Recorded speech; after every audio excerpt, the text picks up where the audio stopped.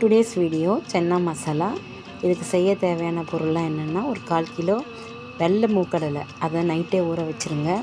ஒரு கைப்பிடி அளவுக்கு எடுத்து தனியாக வச்சுருங்க ஊறின மூக்கடலையை. மீதி 5 விசில் வச்சு வேக வச்சுருங்க. வேக வைக்கும்போது உப்பு தேவையான அளவு சேர்த்து வேக வைங்க.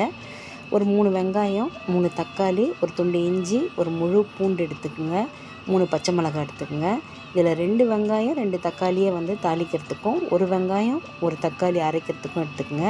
எல்லாத்தையும் பேஸ்ட்டாக அரைச்சிக்கோங்க. ஒரு வெங்காயம், ஒரு தக்காளி, 2 பச்சை மிளகாய், ஒரு பூண்டு, அப்புறம் இஞ்சி, இந்த எடுத்து வச்ச சன்னா ஒரு கைப்பிடி அளவு, அது எல்லாத்தையும் அரைச்சிக்கோங்க.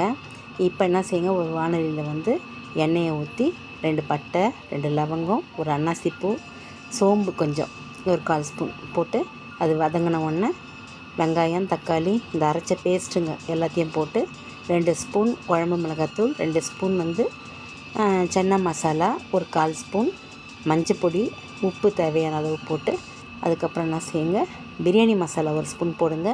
நல்லா வெந்த சன்னாலேருந்து சுடு தண்ணி இருக்கும், அந்த கொதித்த தண்ணியை சேர்த்து அதை கொதிக்க விடுங்க. அதுக்கப்புறம் சன்னாவையும் சேர்த்துக்குங்க.